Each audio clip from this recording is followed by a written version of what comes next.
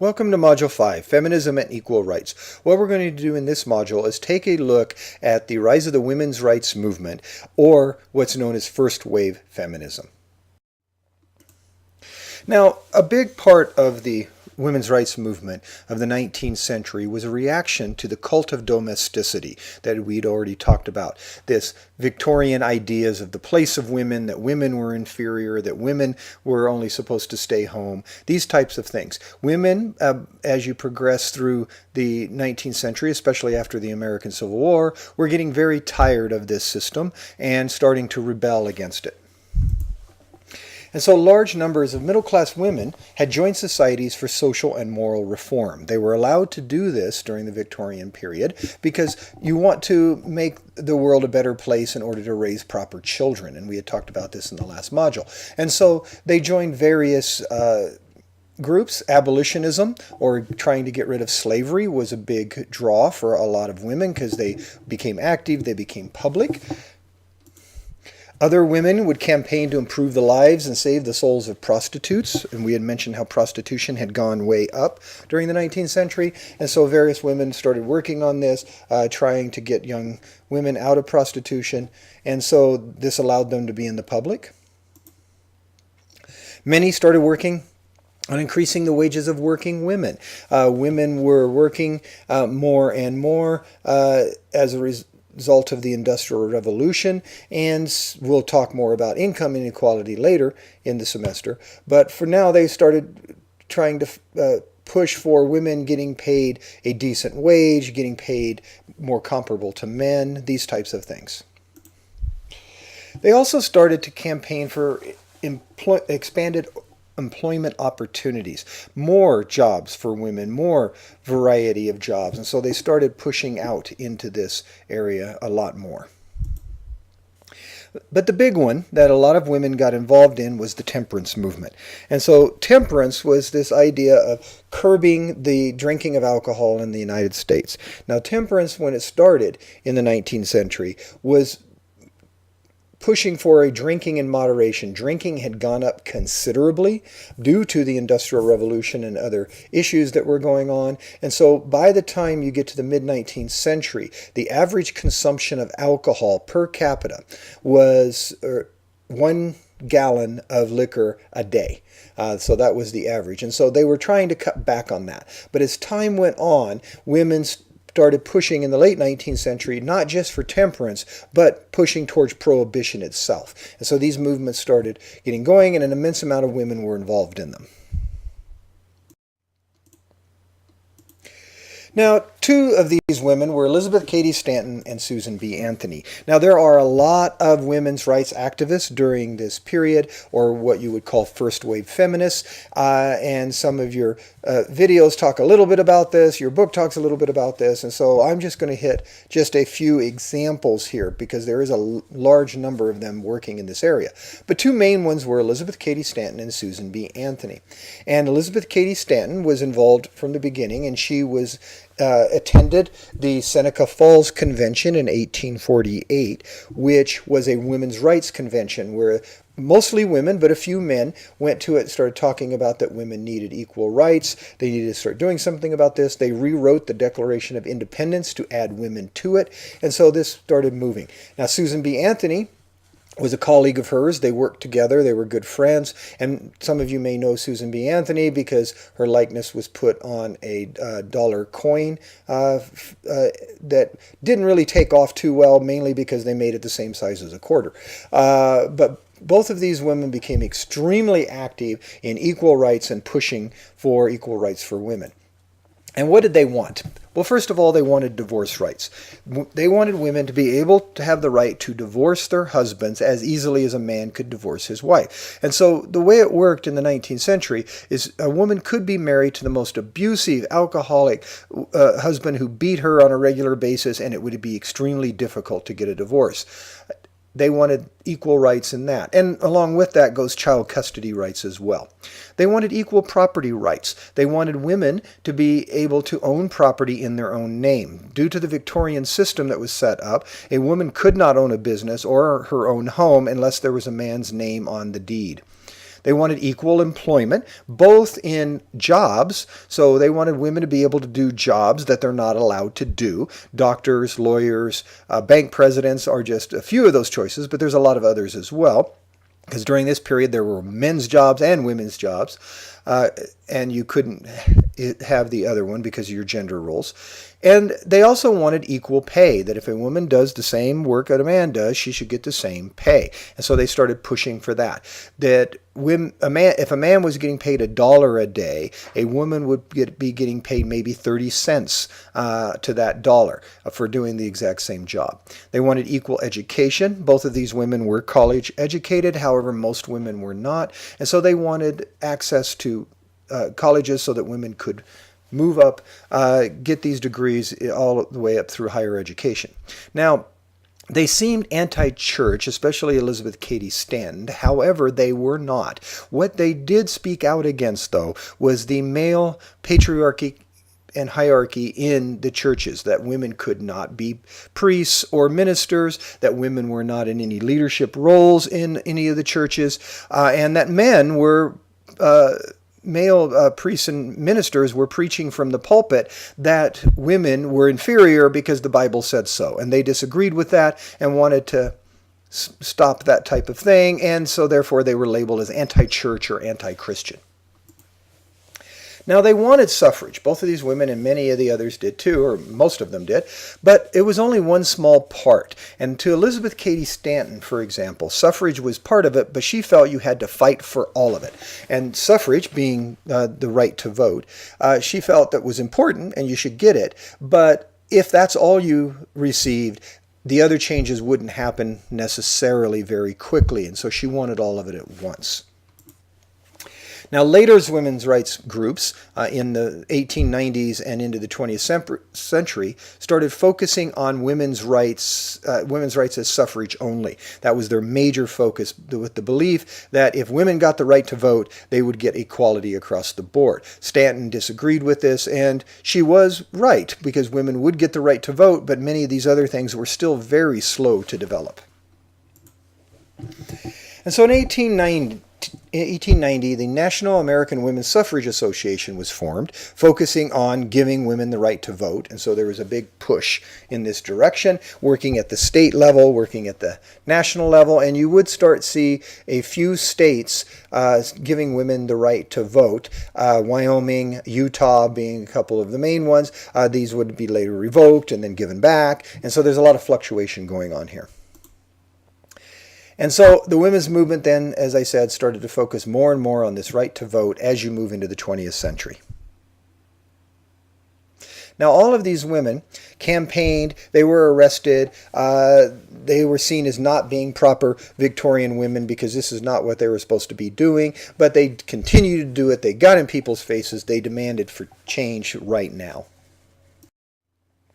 And so here's a pro and anti-women's suffrage editorial cartoons, and so the one on the left is an anti-women's suffrage to tell men this is what's going to happen if women get the vote. So the woman is off to the election to go vote while the husband has to sit there and take care of the children and do the cooking and cleaning, and so she becomes the man of the house kind of idea. And if you notice, even the cat is freaked out about it by down at the bottom there.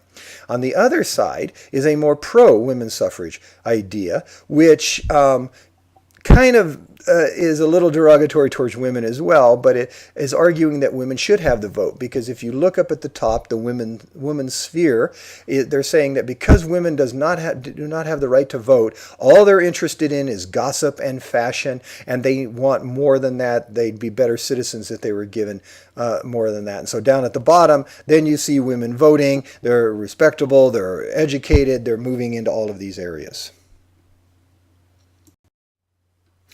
Now, as we move into the 20th century, another women's rights activist would be Cherry Chapman Catt. And so she was the president of the National American Women's Suffrage Association from 1900 to 1904.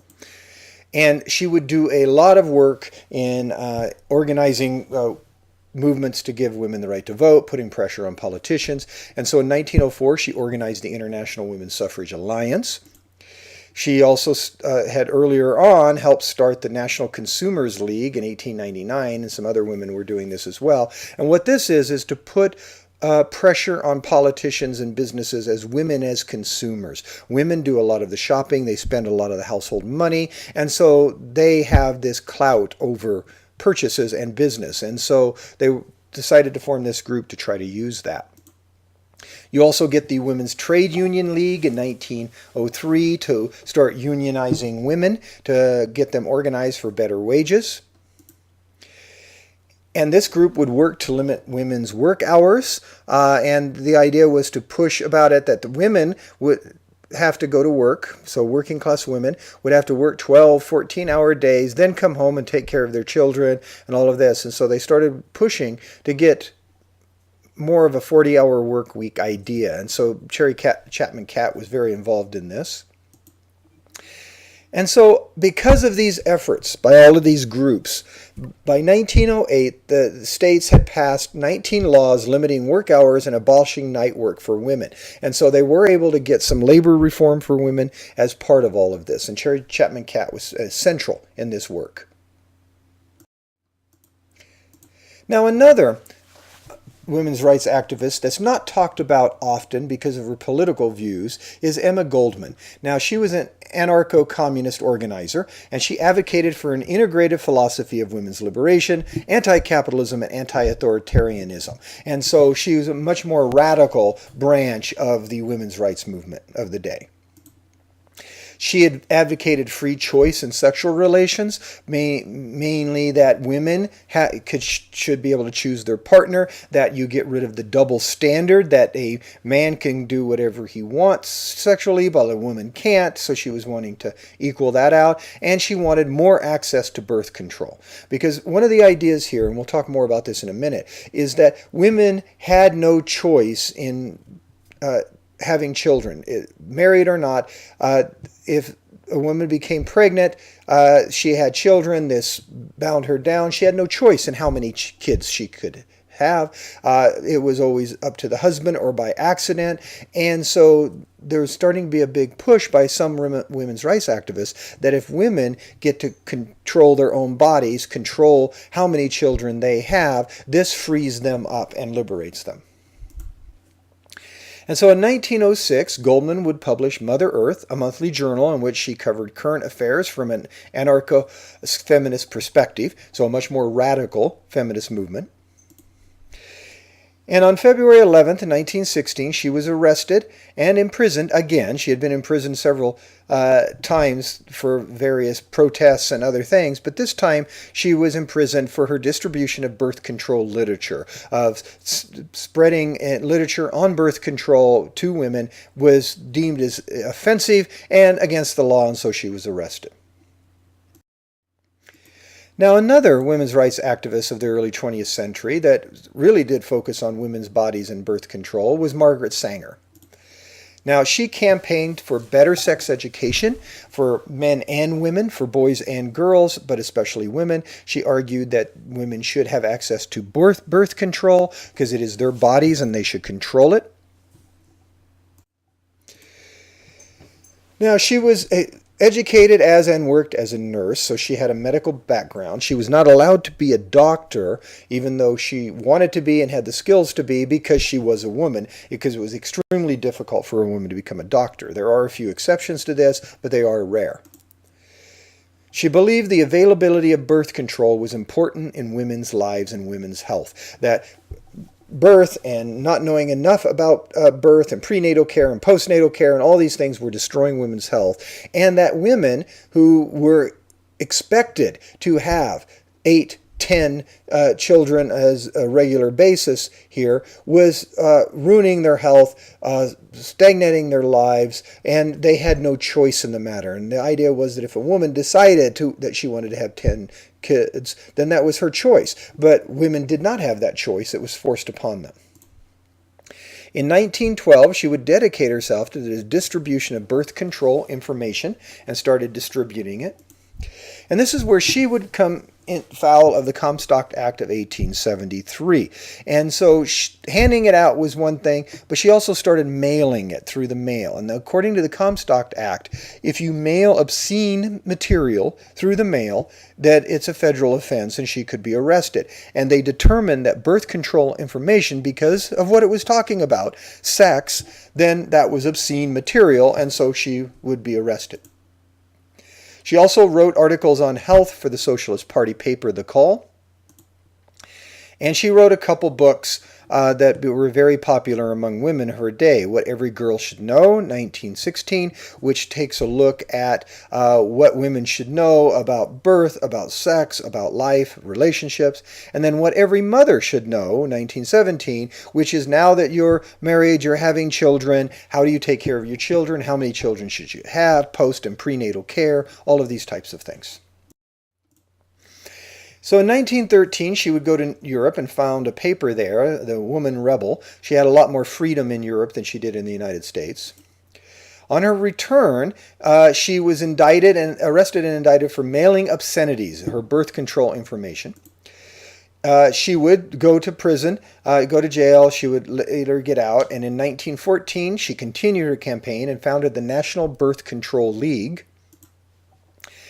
In 1916, she set up the first birth control clinic in the United States, even though they kept trying to shut her down. In 1917, she was arrested again and sent to the workhouse for creating a public nuisance because of her birth control clinic and her literature. In 1927, she would go to Geneva, Switzerland, and help organize the first World Population Conference. And she started talking about how there was overpopulation that was happening. Women had no choice but to have children, and so that we needed better worldwide birth control. And then her kind of the culminating impact that she would have is that by 1942, the Planned Parenthood Federation would be formed, thanks to Sanger's work creating Planned Parenthood.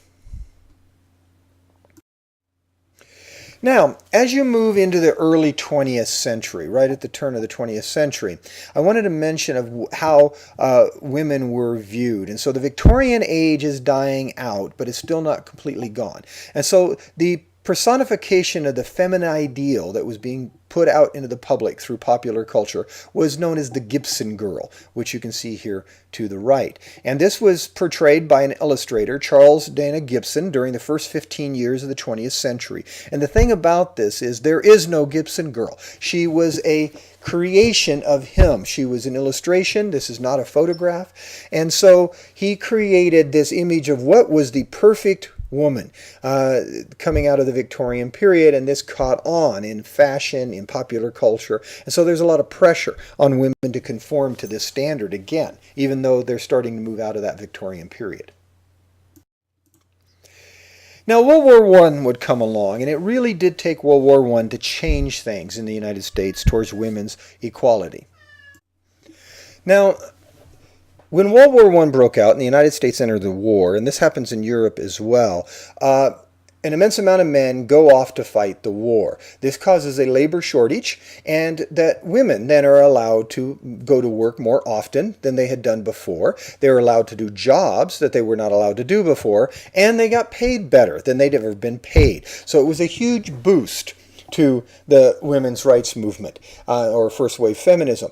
And when the men came back, they said, thank you very much, and women should go back to what they were doing. But many women said, no, we liked doing this. We want to do more of it. And so there's that push that goes along with it. And then also, many men started thinking, well, maybe women are more equal or should be more equal to men because they did a good job. They handled all of these issues and these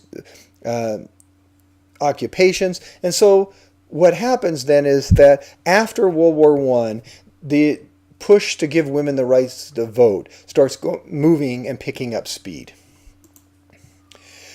Also after the war, and we'll talk about the right to vote again in a minute, but after the war, what you see is that women are tired of the old system. They're tired of the Victorian ideas. They want more freedoms, and this creates what's known as the new woman and the new morality of the 1920s. And so women want jobs, They want to go to college. They want careers. They don't want to necessarily get married. They want to go out and do what they want to do for themselves. They want to go out unchaperoned instead of having family members watch them all the time. They want more freedoms. They want more equality. So there's a big push. And so in 1923, the Equal Rights Amendment to the Constitution is put forward. It does not get passed, but they wanted a constitutional amendment added, making women equal across the board in education and pay, all of this. It would end up being defeated, but there was a big push for this, and it would occasionally pop back up again, and we'll talk about it later. And so they wanted jobs, career. They wanted to be able to self-support themselves. They support themselves, not relying on a man to support themselves and to live. And from the 1900s into the 1920s, and it really took off after World War I, was the idea of the flapper. Now, the flapper was a term for any impetuous young girl. That was an early slang term for that. But it started being labeled onto these new women of the 1920s. And so in the 1920s, flappers as a social group became very well defined of what they wanted. They were independent. They wanted to support themselves. They wanted what they wanted. And so writers and artists such as F. Scott Fitzgerald, John Held Jr., and Anita Loos popularized the flapper look and lifestyle. And so flappers came to be seen as attractive, although reckless and independent, as part of all this. And so this ties into this new woman of the 1920s. And the actress Lois Brooks would become the epitome of this style. She would popularize it, and young women across America would imitate her. And so here she is here, and then a couple more photos of her in different dress. And so you get this flapper style. You get shorter hair, different styles of clothing, much more independent, much more wanting to be your own person. And so flapper dresses were straight and loose, no more immense amount of clothing, no more corsets and binding. They left the arms bare and dropped the waistline to the hips. Skirts rose just below the knee by 1927, so skirts got shorter, allowing flashes of knee to be seen when a flapper danced or walked through a breeze. Their hair got shorter, and perhaps most scandalously of all, flappers started wearing makeup. Now, in the 19th century and early 20th century, as a residue of this, only prostitutes wore a lot of makeup. That's how it was seen. Good girls did not. But this changed. Young women said, no, we wear makeup because we want to wear makeup, and end of story. And so there's a massive change going on in the 1920s.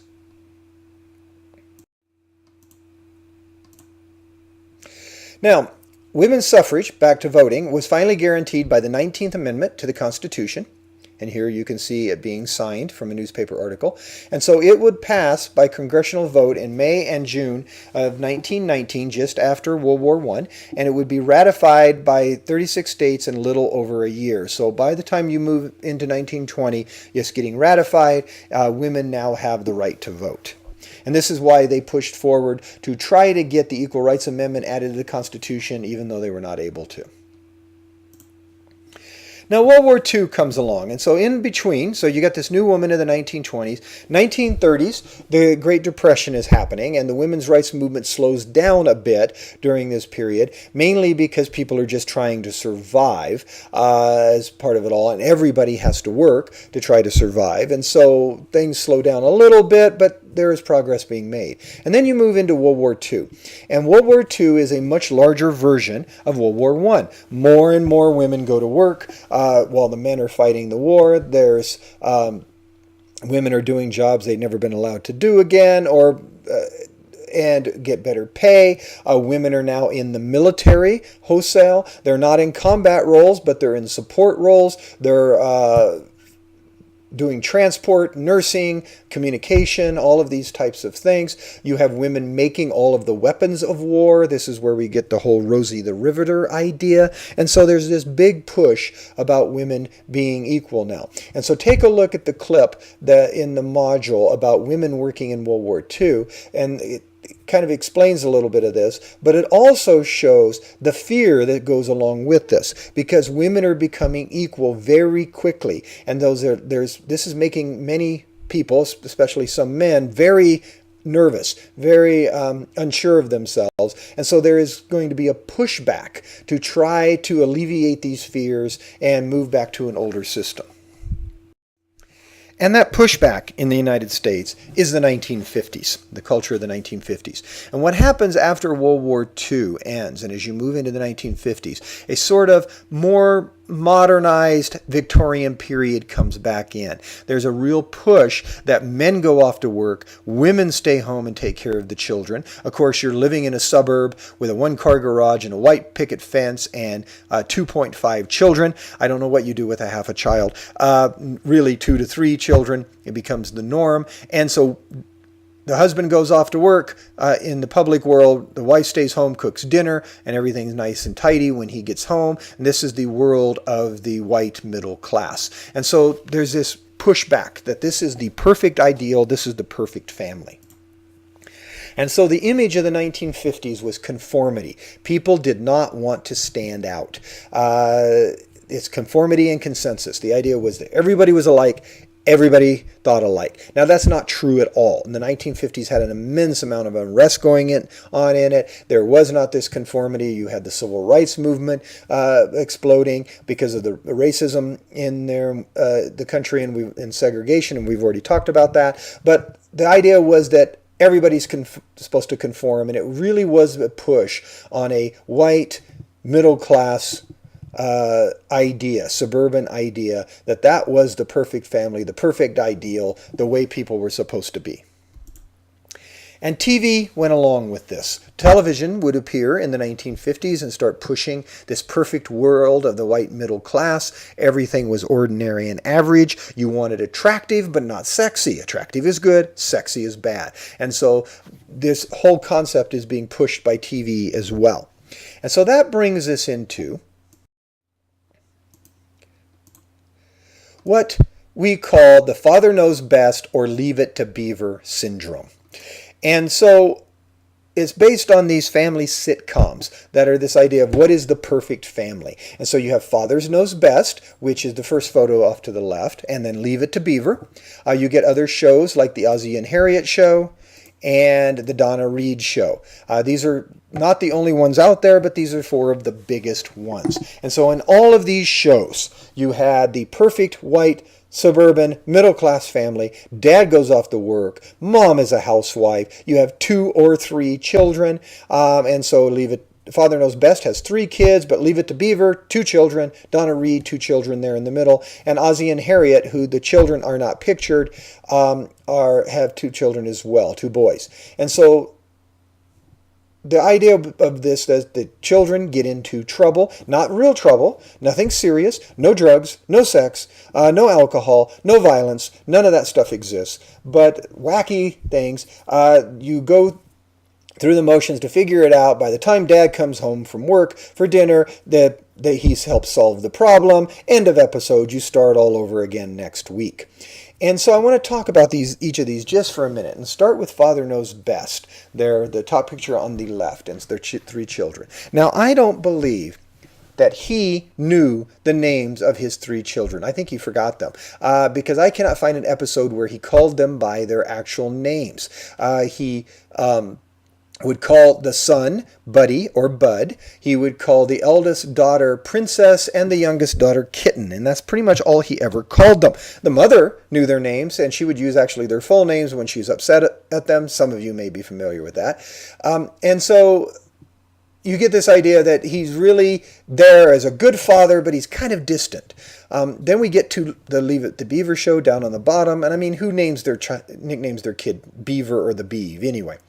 Now, the Donna Reed show in the middle, Donna Reed was the perfect housewife. Everything was perfect. The house was clean. The kids were always ready. Dinner was always perfect and on the table. And so everything was done well. And so you would see images in papers, newspapers and magazines of a weekly work of a housewife. And so you see a woman standing there, and behind her were all the beds that she made during the week, all the laundry she washed, all the dishes she did, all the food she cooked, that type of thing. And she's standing there with a broom with a big smile on her face saying, "Thank you for making me into your slave." So that's the idea behind it. And Donna Reed really epitomized this ideal. And also, I don't think Donna Reed actually ever ate a hot meal. It seemed like she'd serve her kids and her husband. She'd sit down to eat. By then they wanted seconds. She'd get up and get it for them again. And she was always hopping up and down a lot. Now, Ozzie and Harriet, the Ozzie and Harriet show off to the right there, I want to talk about them for just a second because they're fascinating. Because Ozzie and Harriet Nelson are an actual married couple. And their sons on the show, David and Ricky, are their real sons. And so they're a real family playing a TV family. Now, Ozzie Nelson on the show was the perfect father. He was kind and gentle and funny and wise and solved all the problems, and everybody loved him. And children in America were like, "I wish my dad could be like Ozzie Nelson." And so he had this whole image going. The thing was, that image was fake. The man was actually a tyrant and abusive. He verbally and physically abused his wife and children. He would abuse workers on the set of the show because he owned the show. There was an incident where he got mad at a cameraman and backhanded him and told him to get it right or he's fired. These kinds of things. I mean, he was a horrible individual, but publicly on the show, he was perfect. And his whole goal was to create the perfect white middle-class family ideal. And he would even talk about that. Now, his two sons, David and Ricky, were there. And the youngest son, Ricky, wanted to be a rock and roll star in the 1950s. He was a musician and he wanted to really do some rock and roll. And he didn't want to do kind of tamer rock and roll. He wanted to do some kind of cutting-edge rock and roll of his day, like Chuck Berry, Little Richard, some of these, more R&B style.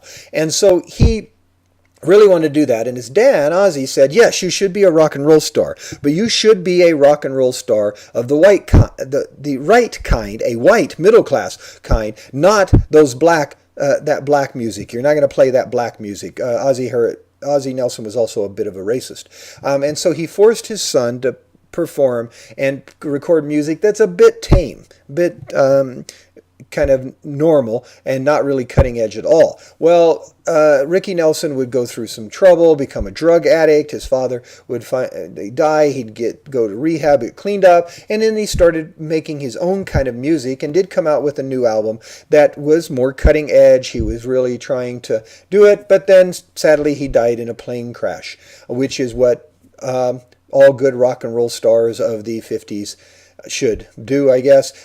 Plane crashes or car wrecks, it seems to be the common death for them.